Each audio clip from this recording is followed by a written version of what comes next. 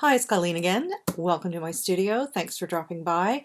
And I've got a lot of stuff to show you today. I'm going to keep this video as short as I can, but I do have some things to follow up on. First of all, this piece, which I completed live on camera demo for my Patreon supporters. This is for a benefit auction at the Cartoon Art Museum. All of the art from this Calvin and Hobbes auction series and exhibit is being created specifically for the benefit of the museum, and I hope you'll check it out. The museum's in San Francisco. I'll post a link at the bottom of this YouTube video description, and you can go check out the museum, and as soon as I know about the exact date of the auction, I'll have that up. I think it's on March 19th.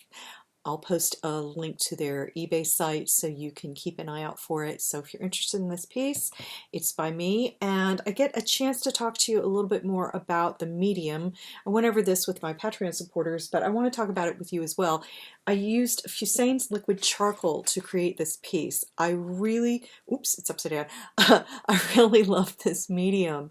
This is so cool and so interesting, and I've been using it a lot lately. I take painting classes, and I just finished a 40-hour course in color theory, which was, like pulling teeth, but about 10% meat and the rest was gristle. But this turned out to be a big help. The instructor and a lot of other students will use the charcoal sticks and rub on charcoal. I use this instead. I got my demos and my tonal sketches done in a fraction of the time as everyone else using this. It's basically charcoal watercolor. It's ground charcoal suspended in gum arabic with a couple of other ingredients like talc, and it goes on very thick. You dilute it with water. It's super easy to use, just like with watercolor, only it's thicker, it's grainier, and it has a lot of grain in the finished art. So if you like that textured watercolor look, this is a cool thing to use. And one of the things I love about it is the lifting properties. When you put down a highly staining watercolor and you want to take it back up a little bit, maybe make some corrections. Not so simple, but I've gotten great results out of this stuff. So give this a try. I've used it on Bristol, linen cotton paper, Fabriano Artistico watercolor paper, several other things. And it's served me well on everything I've used it on. But more than anything, it makes me happy to have this because my family bought me this amazing sketchbook as a gift. You can find this on Amazon. Again, I'll put a link down there for you to get them. This is the Chakra sketchbook, and there are other sketchbooks in this series. It's wonderful, beautiful, fantastic, big, juicy sketchbook. Lots and lots of pages in there, and the pages are handmade. They're acid-free, made of a linen cotton, but they're really tricky to find products that will work on them. I tried watercolor. It bled like crazy and bled right through the paper to the next page. Pencil lifts up a lot of the fibers. I don't think the paper is sized. I get a lot of bleed, and I found that by using liquid charcoal on this, I got really good results on my sketches. And what's amazing about liquid charcoal is, look at that. This has not been sealed with a fixative. I can run my hand right across the original art and nothing comes up. I didn't have to do anything to it. It's there, it's on the paper, it's not going to move. You can reactivate this with watercolor long after it's dried, but for all intents and purposes, once it goes down with that gum arabic in it, it is sealed. And again, reactivate it with water, keep drawing, pull this stuff up. I found that even areas where I'd used really dark, thick charcoal on it, it didn't come up either. And let me show you here on this finished piece. Again, I haven't used any sealant, and I'm running my hands over it. Nothing's coming off on my hand. The art's not smearing. So this is a really great way to use charcoal in your art, and there's a lot less mess, and you don't have to use aerosol fixatives on it if you don't want to. It is a little bit different in the final work than normal charcoal. It's not as deep. The colors aren't as rich black. and they're sometimes a little bit grayish brownish. This doesn't bother me a bit. If you want that super deep, rich charcoal look, you may not be satisfied with this. Personally, I don't care. I just want to do my sketches. I want to get the work done quickly. I wouldn't have any problem with taking this to a convention with me and doing sketches right on site. This piece took about an hour. I did most of it live on camera, and people could see that I was laying down really dark lines through here and up around the ears, and then I decided they were too dark, too heavy, and I was able to pull a lot of that right up and get this nice, smooth, smoky look to the piece. I'm really impressed with the stuff. I think you'll enjoy it too. I'm going to try to do a couple of paintings over it, and I'll show you later. And I'm going to do another demo, a little bit more complete demo. I've got a Batman commission I have to do, and I think this would be perfect for it. So we're going to get a look at that later. But if you are looking for a truly special sketchbook, there are a number of these from the same company. There are smaller ones, much smaller ones, and there are others with different design. Again, the linen cotton paper is a little bit tricky. I found a number of things that work on them. The micron pigments work on them pretty well. The Faber-Castell markers work on them pretty well if you have any of those handy. Sorry, I've got, if you see these spots on my arms, I had a bad burn a couple weeks ago, and you can still see them, so they're kind of gross. But anyway, some markers work on them, some alcohol-based markers work on them. I'm not a big fan of alcohol-based markers, but, if that's the way you swing free, Tarzan. And I'm sticking to archival materials on my stuff, but watercolor ink from a brush tends to bleed pretty well. But I found that using a crow quill, if the crow quill has a bit of a nubby tip, instead of a really pointed tip, crow quill tends to work pretty well on this stuff. I've been using this Dr. Martens ink, this Bombay ink in the brown. Looks especially cool on this because the paper has got a lot of texture and it looks really old. It's got that cool antique look. So if you use brown ink or sepia ink, again, this is Dr. Martens Bombay India ink, using this with a crow quill with a little bit of a rounded tip looks great. I'll do some more complete look at that later. In fact, I'll show you exactly what I'm using for my tip on this. Let me see if it's down here. And it is. I'm using these Shakespearean Gilt Series Dome Point pens. These are fantastic. These are antiques, or vintage, I guess, but they're about 100 years old, so I guess that's an antique, I don't know. And they're gold-plated. I was able to find these for a song somewhere. Vintage pen points can run for a lot of money. I got these for about 35 cents a piece when I saw them selling for about $35 a piece elsewhere. But these look great on this stuff. I prefer vintage pen points like a lot of people do because the metal is better quality. And again, this gold plate just makes them so smooth, and they last a really long time. So this was one of my little bargain finds. I'm so glad to get this. So if you can find good quality pen points, they work great on this stuff. Highly recommend it. Anyway, and something else from my video just the other day, I was talking about Mike Kaluta and Elaine Lee's Starstruck, only I kept calling it Stardust because it was 1 a.m. and I was really tired and I'm really embarrassed. But this is the IDW Starstruck. How gorgeous is this book? It's absolutely fantastic, and the reproduction is amazing. I absolutely love this book. You have got to check it out. And of course, if you can't afford the IDW archival editions like these, well, you can get trade paperbacks. They're in full color. I actually prefer this look. It's just me, but and I also prefer the original coloring. But again, that's just me. But this is absolutely fantastic. It's huge. You can really get a look at Mike Kaluta's fantastic art. And Elaine Lee is an amazing writer, totally underrated. I don't know why people aren't throwing roses at her feet every day, but this is wonderful, wonderful stuff, and I'm so embarrassed I kept calling it Stardust. Stardust is a book by Neil Gaiman with illustrations by Charles Vess. Starstruck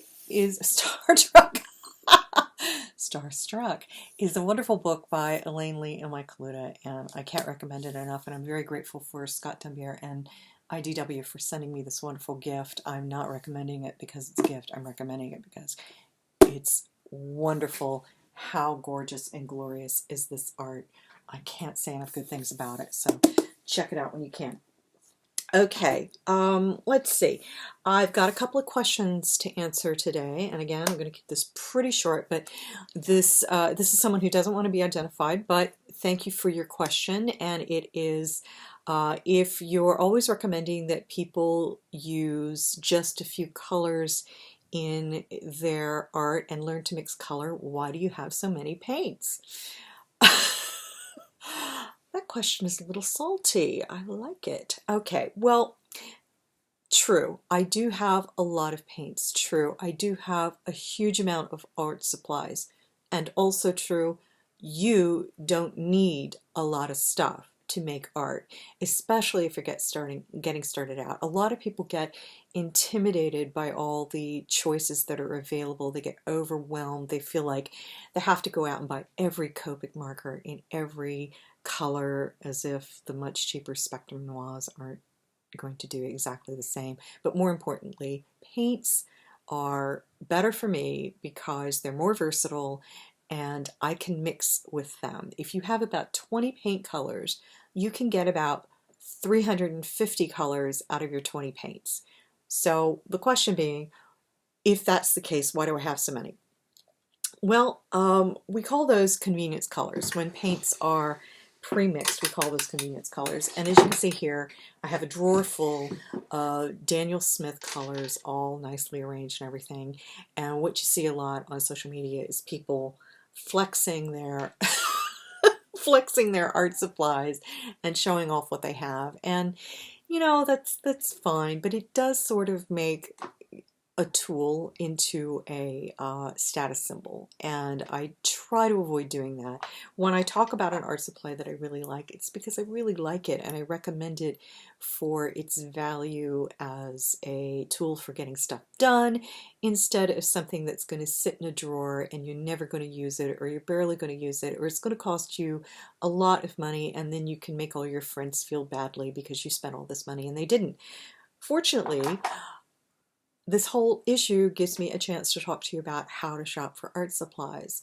And it may look like this costs a lot of money. Some of these pigments, especially these Primatex by Daniel Smith, are really expensive. But I didn't spend top dollar for them. In some cases, I got my paints for as little as $1.94 a tube. And when you're paying sometimes $20 or more for a tube, that's a great deal.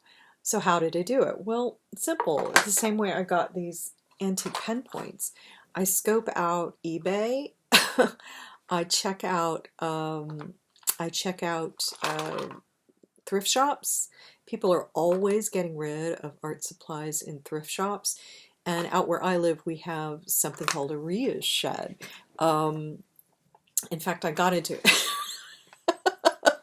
some people came at me on Twitter not too long ago when I said, you know, when I got rid of my Copic markers, I trashed them, which I did say. But when we trash stuff out here, I live in a little town in the country, throwing something in the trash doesn't mean quite the same thing as it does in the city.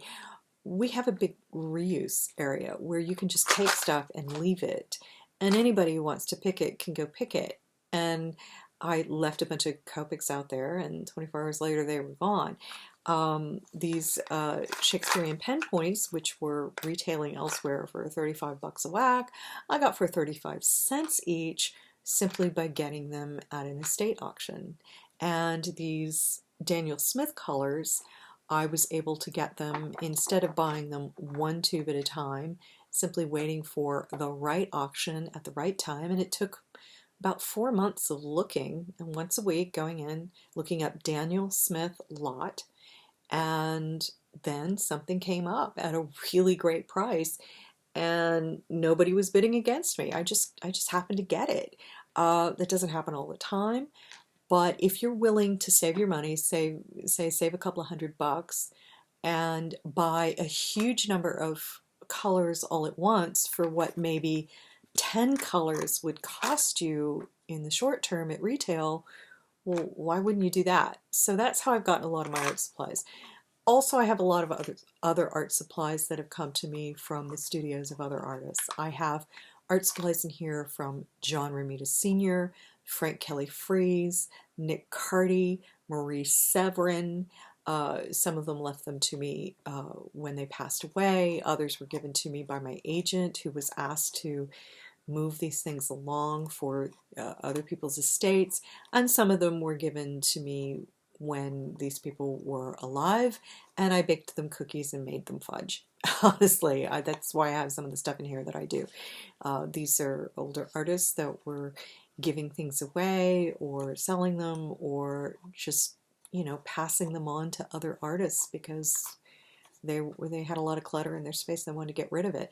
I have a whole box of Cassine paints from Nick Carty. Cassine isn't a popular medium anymore.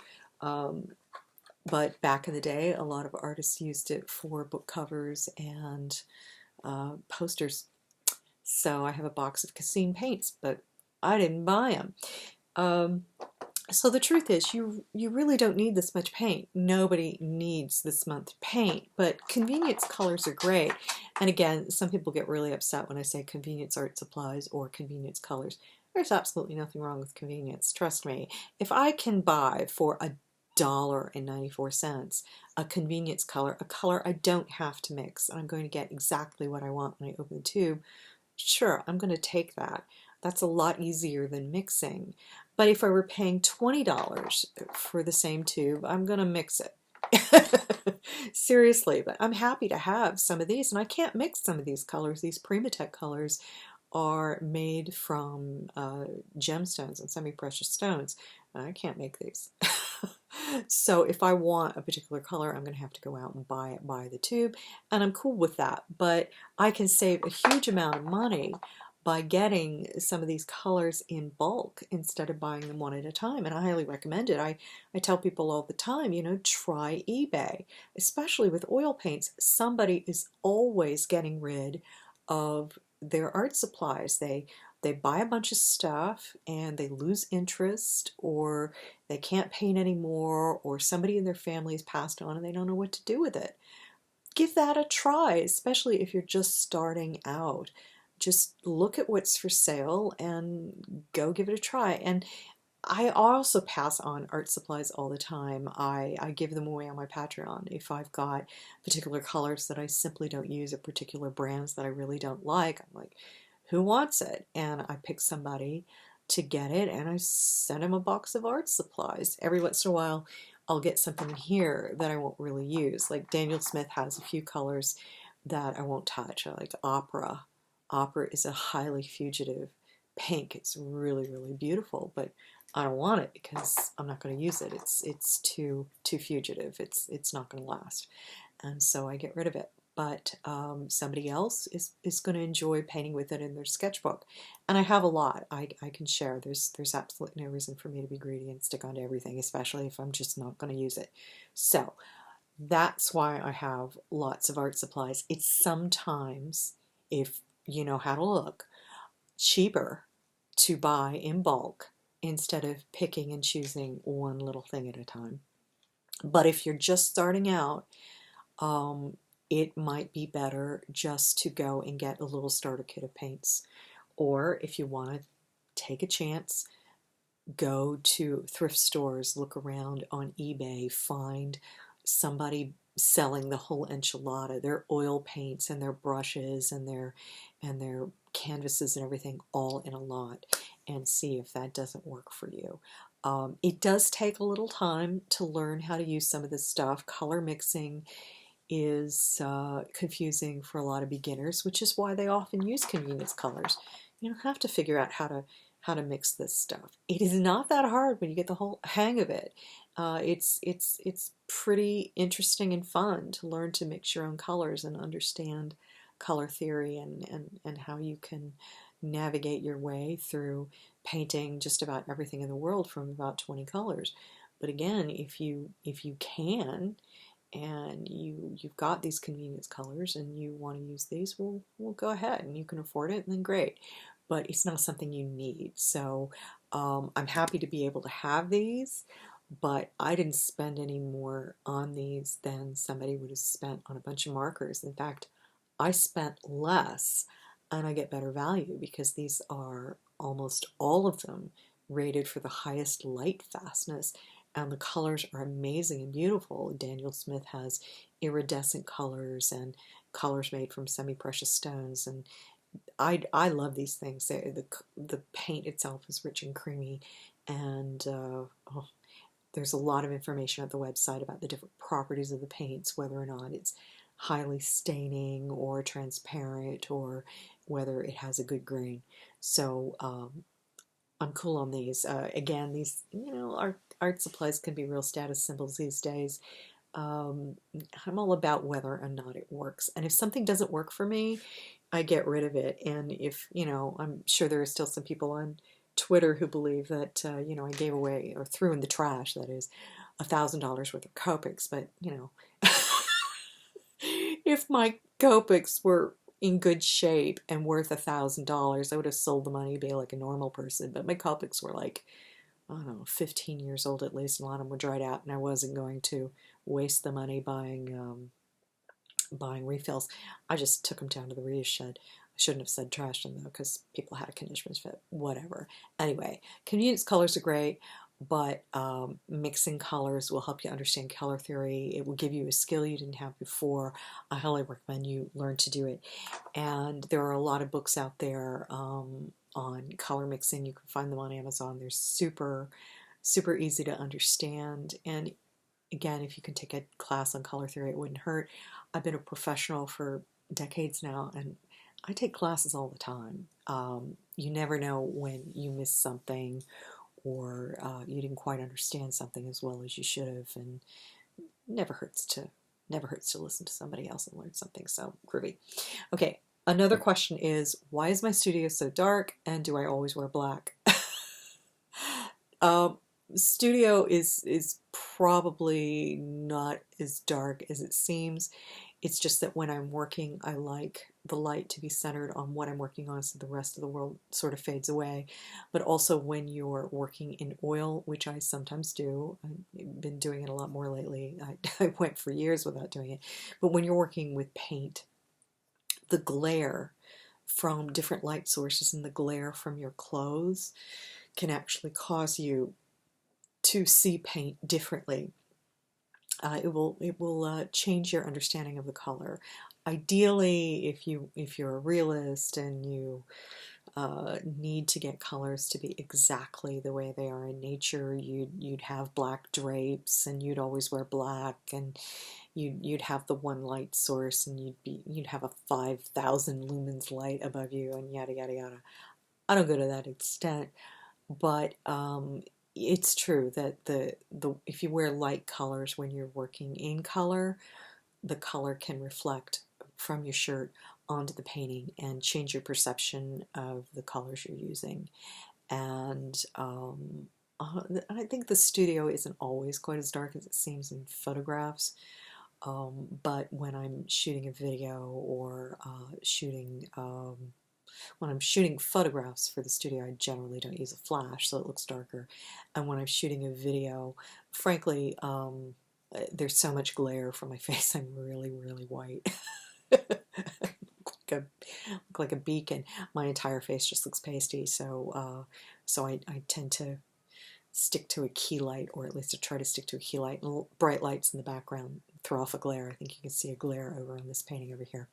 So good question, but there is a technical reason for why a lot of artists work in dark studios and wear black. It's a lighting thing that has to do with how the light affects your art. When I'm working in black and white, I don't really care.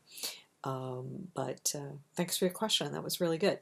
Okay, that's my video for this week. It was really nice to do one with you in direct address. Oh, there was one more thing. I wanted to tell people about locking jars. These are fantastic.